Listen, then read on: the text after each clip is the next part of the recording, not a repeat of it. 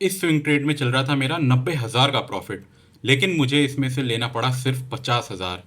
एक दिन में मैंने देखा 20% का ड्रॉ डाउन। अपने विनिंग ट्रेड को लूजिंग ट्रेड में कन्वर्ट होने से बचाना है तो ये वीडियो ज़रूर देखिए। इस वीडियो में मैंने क्लियरली एक्सप्लेन किया है कि मैंने ये स्विंग ट्रेड क्यों लिया, इसकी एंट्री कैसे प्लान की, और मेन होने वाला है ट्रेड मैनेजमेंट, जिसमें आपको बहुत कुछ सीखने को मिलेगा मेरी गलतियों से। तो अगर आपको ये गलती नहीं दोहरानी है तो ये वीडियो एंड तक ज़रूर देखिएगा। All right, welcome back guys. तो जल्दी से हम अपना आज का स्टॉक डिस्कस कर लेते हैं कि ये मुझे कहाँ मिला और कैसे मैंने इसमें ट्रेड प्लेस किया। तो आज के हम स्टॉक का हमारा नाम है कार ट्रेड टेक। तो जैसा कि आप देख रहे हैं, जब मैंने स्टॉक को पहली बार स्पॉट किया था तो ये कुछ ऐसा दिख रहा था मुझे। ओके, तो इसने अगस्त 2021 में इसका आईपीओ हुआ था। उसके बाद ये डाउन ट्रेंड में चला गया और यहाँ से उसने जो है फिर एक नया अप मूव दिया और यहाँ पे मुझे वो स्पॉट हुआ था, ये चार्ट पहली बार इस पोजीशन पे। तो मैंने देखा कि यहाँ पे ये एक रेजिस्टेंस बना रहा है, मतलब कि ये अपने ऑल टाइम हाई का यहाँ ब्रेकआउट करने जा रहा था।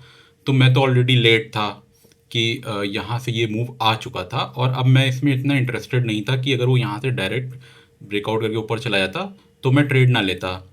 तो मेरा मोटिव ये था कि ये यहाँ पे कुछ टाइम स्पेंड करे तो देखा जाएगा। तो साइमल्टेनियसली मैंने जो है फिर 200 मूविंग एवरेज लगा के एक बार देख लिया कि क्या ये स्टॉक अप ट्रेंड में आया है कि नहीं आया है। तो देखिए, जब वो नीचे बेस पे था तो ये 200 मूविंग एवरेज जो है, ये ब्लू लाइन, ये फ्लैट थी। तो ऑब्वियसली ये अब ऊपर की तरफ ट्रेंड होने लगी है। इसका मतलब है कि हमारा स्टॉक जो है वो हायर लोज हायर हाइज बनाने की ट्रेंड में आ चुका है। It is a tradable stock. इस स्टॉक को फिर मैं कंपेयर करता हूँ निफ्टी इंडेक्स से, जो हमारा बेंचमार्क इंडेक्स है। तो इसी दौरान जो है मैंने स्टॉक को कंपेयर किया निफ्टी इंडेक्स से। इस ये जो नीचे मैंने चार्ट खोल रखा है, ये निफ्टी का चार्ट है। ये जो ब्लू लाइन चार्ट आप देख रहे हैं, ये निफ्टी इंडेक्स है, और ऊपर जो कैंडल चार्ट है, ये हमारा स्टॉक का चार्ट है। तो आप यहाँ से देखिए कि ये स्टॉक जो 7 अक्टूबर की डेट है, यहाँ से ये स्टॉक सीधे ऊपर रॉकेट की तरह ऊपर ही जा रहा है। और अब आप यहाँ निफ्टी देखिए, 7 अक्टूबर 2024 के बाद क्या हुआ। निफ्टी जो है वो लोअर लो ही बना रहा है। जैसे आप इस डायरेक्शन में देख रहे हैं कि निफ्टी ने लोअर लो वो बनाता जा रहा था और ये हमारा स्टॉक जो है वो हायर लोज बनाता जा रहा था ऊपर। तो ये बहुत बड़ा डेविएशन मुझे दिखा कि जब हमारी बेयर मार्केट शुरू हुई तो निफ्टी आप देखिए कि इतना स्टीप फॉल दे रहा था और ये हमारा स्टॉक जो है उस फॉल से इसको कोई फ़र्क ही नहीं पड़ रहा था। एज इफ़ कि निफ्टी में जो भी सेलिंग आ रही है, उस सेलिंग का पैसा इस स्टॉक में जा रहा है सीधे। तो मुझे काफ़ी मतलब ये इंटरेस्टिंग लगा कि हो सकता है F I eyes and D I eyes जो हैं वो निफ्टी सेल करके कार ट्रेड में जो है पोजीशन बना रहे हैं, इसीलिए ये ऊपर गया है और ये मुझे यहाँ पे स्पॉट हुआ। तो यहाँ पे मैंने वेट करना सही समझा स्टॉक को। जैसा कि आप देख रहे हैं कि स्टॉक ने जो है यहाँ पे अपना कंसोलिडेशन करना शुरू कर दिया था। ऑल राइट, तो यहाँ पे जो है स्टॉक काफ़ी दिन तक कंसोलिडेट हो चुका था। तो अभी हम अपने निफ्टी के चार्ट को क्लोज कर देते हैं ताकि कोई कन्फ्यूजन ना हो यहाँ पे। तो मैंने देखा कि अब यहाँ पे देखिए इसने इतना कंसोलिडेशन कर दिया है। अब अगर यहाँ से ब्रेकआउट आता है तो I am interested in taking the trade. लेकिन आपको पता है जैसे कि मैं ब्रेकआउट पे पूरी एंट्री नहीं एंटर करता हूँ। तो मैंने यहाँ पे देखा एक माइनर सा रेजिस्टेंस बनते हुए इस लेवल पे, और यहाँ पे देखिए स्टॉक जो है वो कंसोलिडेट, मतलब कि यहाँ पे कॉन्ट्रैक्शन शो कर रहा था। अगर आप वॉल्यूम्स लगा के देखेंगे तो यहाँ पे वॉल्यूम्स देखिए कैसे आ रहे हैं। जो रेड बार्स हैं वो देखिए कि कितने कम है नीचे। अगर आप देखिए यहाँ पे नीचे रेड बार्स देखिए, यहाँ के देखिए, तो यहाँ पे देखिए रेड बार्स जो हैं वो नीचे आपको कम दिख रहे होंगे, मतलब वॉल्यूम उनका कम दिख रहा होगा, और जो ग्रीन कैंडल्स हैं उनका वॉल्यूम हाई है। यानी कि काफ़ी हद तक मुझे लगा कि यहाँ सेलिंग अब्जॉर्ब करी जा चुकी है और मैं यहाँ पे रेडी होने लगा अपने फर्स्ट एंट्री लेने के लिए, अपना 50% कैपिटल डिप्लॉय करने के लिए। अब मेरा ये प्लान था कि इस लेवल का जैसे ही ब्रेकआउट होता है तो मैं 50% अपनी क्वांटिटी यहाँ पे ऐड कर दूंगा। तो चलिए देखते हैं। तो देखिए यहाँ से जो है ये ब्रेकआउट आया और मैंने यहीं पे ही अपना ऑर्डर पंच कर रखा था। यहाँ पे मेरा ऑर्डर फिल हो गया और फाइनली जो है उसने यहाँ पे ब्रेकआउट दे दिया था स्टॉक ने। अब यहाँ पे हमारा ब्रेकआउट हो चुका था और मैं वेट कर रहा था अपनी सेकेंड क्वांटिटी पंच करने के लिए।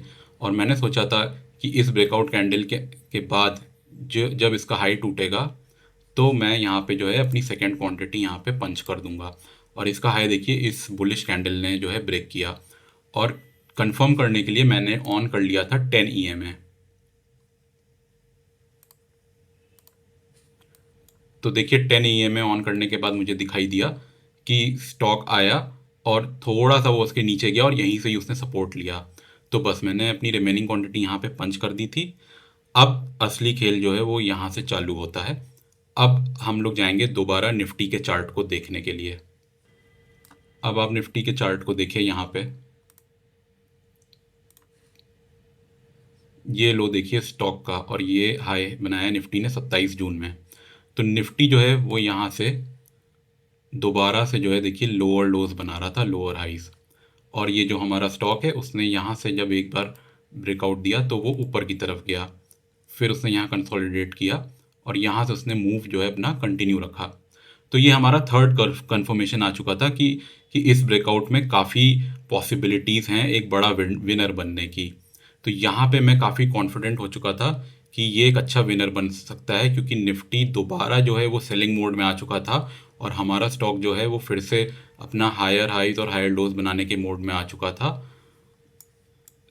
लेकिन जो मैंने गलती की उसके लिए आप आगे बने रहिए वीडियो में, मैं बताता हूँ कैसे जो है मेरा आया हुआ प्रॉफिट्स जो है वो वेस्ट हो गए। तो चलिए अब मैंने जो है चार्ट को कन्वर्ट किया वीकली टाइम फ्रेम पे, और मैं काफ़ी कॉन्फिडेंट था कि अब मैं इसको वीकली टाइम फ्रेम के 10 EMA के साथ ट्रेल करूँगा। यानी कि वीकली टाइम फ्रेम में जो है अगर ये स्टॉक जो है वीक इस 10 EMA के नीचे क्लोजिंग दे दे तब मैं एग्ज़िट लूँगा। तो आप देखिए एग्ज़िट हमारी कहाँ पे आ रही है, एंट्री मेरी यहाँ हुई और ये वाली आप कैंडल देखिए इधर यहाँ पे आ रही है एग्ज़िट। ये इसने 10 EMA के नीचे जो है क्लोजिंग दी है, ठीक है। तो एक्चुअली मुझे यहाँ एग्ज़िट करना चाहिए था, पर मेरी एग्ज़िट कहाँ पे हुई, मेरी एग्ज़िट हुई है यहाँ पे इतना नीचे। तो ये मूव जो है वो मुझसे मिस हो गया। क्यों, आइए देखते हैं डेली टाइम फ्रेम पे।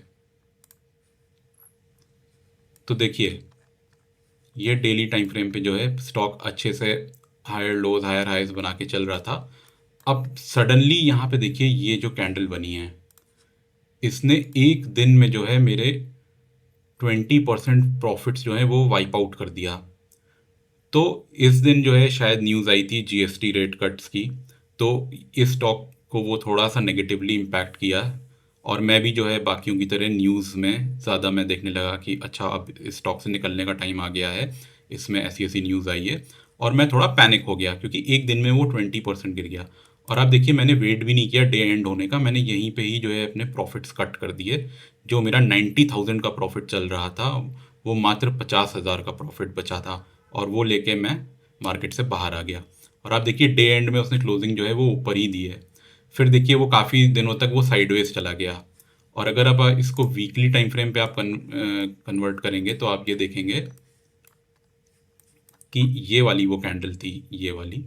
ओके, आप देखिए वीकली टाइम फ्रेम पे उसने 10 EMA के नीचे क्लोजिंग भी नहीं दी है, उसने यहाँ पे सपोर्ट लिया है अच्छे से और वो साइडवेज चला गया। उसके बाद वो दोबारा अप ट्रेंड की तरफ जो है उसने अपना ट्रेंड कंटिन्यू किया और यहाँ पे उसने हमें क्लोजिंग दी। तो देखिए लर्निंग क्या है कि मैंने जो है रूल्स को फॉलो नहीं किया, मैं थोड़ा सा पैनिक हो गया और मुझे लगा कि इससे पहले कि मेरे सारे प्रॉफिट्स चले जाएं मैं कुछ तो घर लेके जाऊं। लेकिन ऐसे मौक़ों पे हमें जो है रूल्स फॉलो करने हैं। जब हमारा 10 EMA सपोर्ट देने के लिए हमें रेडी है तो हमें इस पे जो है मतलब ट्रस्ट करना चाहिए, प्रोसेस को फॉलो करना चाहिए, ना कि अपने इमोशंस को हम पर होने देना चाहिए।